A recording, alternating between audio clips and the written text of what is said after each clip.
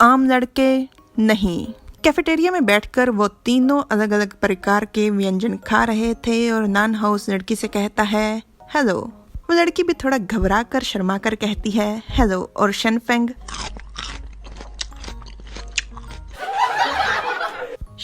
अपने कटोरे से पालक निकाल कर नान हाउ को दे देता है। नान हाउ वो पालक वापस लौटा देता है, मुझे नहीं चाहिए।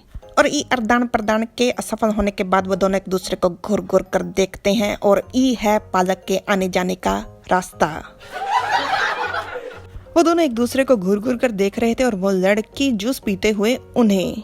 फिर सब लोग चुपचाप खाना खाना शुरू कर देते हैं और अचानक से उस लड़की को याद आता है वो बात, वो जो लाइब्रेरी में मंगा की बात हुई थी वो वाली।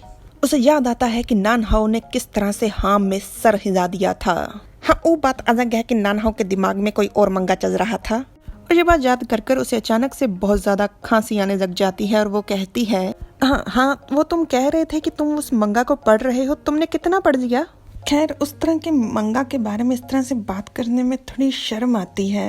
नान हाउ कहता है क्यों? और शेनफेंग ड्रामा करते हुए कहता है वो तुम्हें नजरअंदाज कर रही है। नान हाउ शेनफेंग के पैर को मारता है और शेनफेंग बिजली की रफ्तार से बदला ले लेता है। और फिर से इस आदान प्रदान के असफल होने के बाद वो दोनों एक दूसरे को घूर घूर कर देख रहे थे और वो लड़की उन्हें देख रही थी। वो क्या है ना कि उस किस्म के मंगा आमतौर पर आम लड़के पढ़ते नहीं।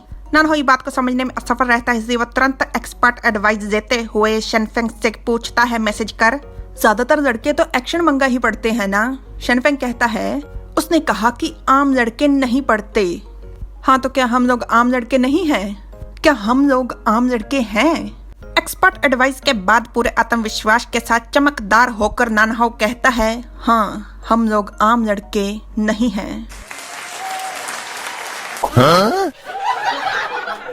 उसके बाद वो दोनों खाना शुरू कर देते हैं और वो लड़की हैरानी से कहती है लेकिन ऊपर से इस तरह के, अगर शायद इस तरह, तो क्या तुम दोनों इन मुहावरों को वाक्य में पूरा करने के लिए? नान हाउ फिर से शेनफेंग की एक्सपर्ट एडवाइस देता है। ये क्या रही है? लेकिन खास लड़के तो बहुत ही दुर्लभ होते हैं, ऊपर से तुम दोनों तो कितने गजब हो। इस तरह के लड़कों पर भगवान का खास आशीर्वाद होता है। अगर मैं तुम लोगों से दोस्ती कर पाई तो शायद मैं भी गजब की लड़की बन जाऊंगी और इस तरह से फिर मैं सबके सामने हवाबाजी कर पाऊंगी। तो क्या तुम दोनों भी वही सोच रहे हो जो मैं सोच रही हूँ? हाँ? आइए उस लड़की के वाक्यों को असली तौर पर पूरा करते हैं। लेकिन तुम लोग ये सब ऐसे बता क्यों रहे हो और ऊपर से सबके सामने? इस तरह के लोग अक्सर ऐसे बात खुलेआम करते नहीं हैं। अगर किसी ने सुन, शायद मैं फजूल में ही चिंता कर रही हूँ इस तरह से, तो क्या तुम दोनों? परंतु नान हाउ फिर से आत्मविश्वास के साथ चमकदार होकर कहता है बिल्कुल ठीक, जो भी तुम सोच रही हो। पर उसके बाद वो बेचारी लड़की सोचती ही रह जाती है, पहले कैंटीन में, फिर क्लास में, फिर घर पे, यहाँ तक कि बहन उसको वो वाली सब्जी दे देती है जो उसको बिल्कुल पसंद नहीं, पर वो इतनी सोचों में खोई हुई थी कि कुछ नहीं कहती। और उसकी माताजी बात देखकर बहुत खुश हो रही थी, अरे वाह, तुम आज सब्जियां खा रही हो, बिल्कुल नखरे नहीं कर रही। यहाँ तक कि वो रात के समय कमरे में बैठकर भी इन्हीं सब सोचों में खोई हुई थी। और यही था वो ऐतिहासिक दिन जब उसने पेंसिल उठाई और ड्राइंग शुरू की। वाओ! उसने वही चित्र बनाया जो उसने आज देखा। शेनफेंग कह रहा है ये जो पालक, और नान हाउ कह रहा है नहीं, मुझे नहीं चाहिए।